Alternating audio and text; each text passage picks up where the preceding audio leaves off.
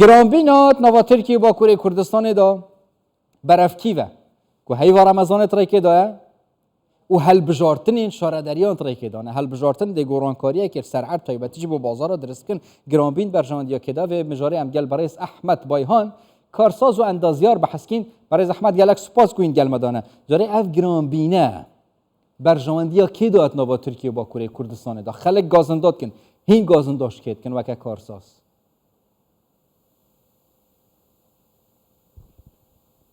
başına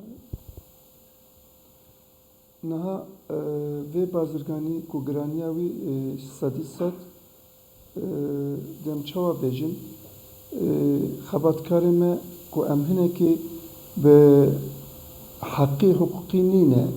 em bi firsat ku dibêjin bi Tirkî vê firsat ke keysa xwe anîn mal dikişînin cêkê ji ber van niha gelekê zextê giran çêdibin hükümeti hemi luwa xebatat ke pek naynin kêmanî dimîne çima ev jî va mirovê ku va xizmeta dikin sadî sed pirê wî jî bi têkildariya hikûmetê heye wan nagirin yani bi teknîkê jî diçin gelekê disekinîn jî peyre demek derbas dibe wa zexta li gorî xwe yani beriz ayhan mebesta te dewleta xetabare ku xelek keyfa xwe tiştî giran ke wanana giresizana de ji sedî sed xebatkarê dewletê ê ku fermî dixebitin ser hikmî evana piçekê kontrola xwe kêm dihêlin ji ber vî pirî wî çêdibe û hinekê jî bi mal didin alî diveşêrin dibên demekî tune aha anha waye niha jî mesela meha Ramazanê pîroz tê viya jî ji bo xwarin û vexwarinê ji xwe re weke karsazîkî ji bo tîcaretê firsat dibînin dibên ki em me çi zêde kir ji xwe însan mecbûrin vî bixebitînin ev jî ji wan re hikûmet gelekê bi fermî bi ser wan ve diçe jî nagêje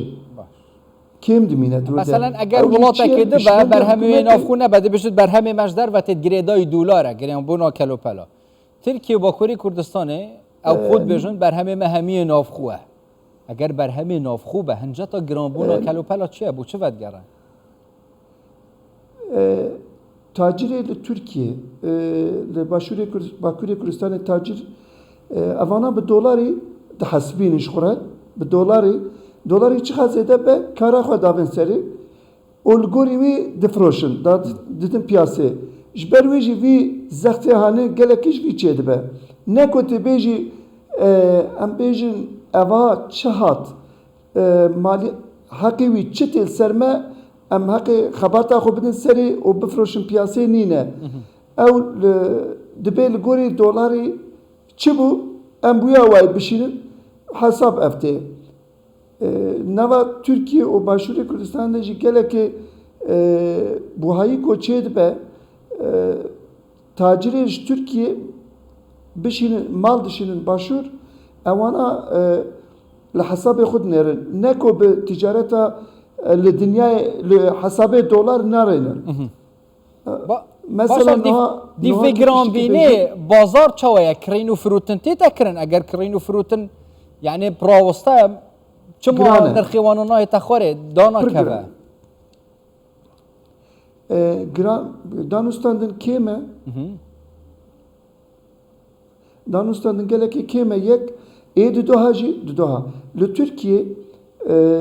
bi petrolê nîne petrol li hemî dunyayê fiyata wî yek e dê petrol piçekê zêde ve li Tirkiye hikûmet di ser petrolê de xwe xilas dike yani pere jê re lazim e fiyatê petrolê geva zêde bike hemî tişt petrolê re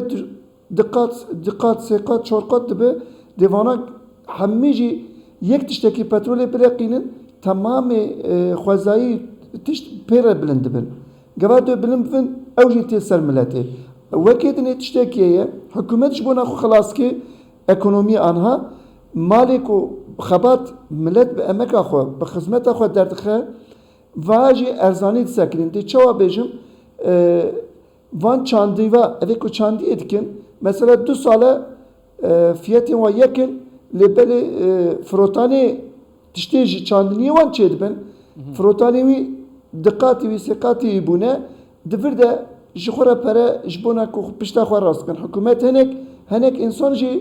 divir de firsatî yani dibên ki em perê xwe perekvar kin ji ber wî van xwezayiyê kêmanî çêdibin ne ku tê bêjî wqasî buhatiye ye yani tacirê birçî hene di nava me de ji wan kêmaniye ye em sedî sed ji wan dibînin. Tamam. Gelek spas ji Diyarbekirê berê zehmet bayan karsaz û endaziyarên gelma dabûn. Spas bû. Serçe.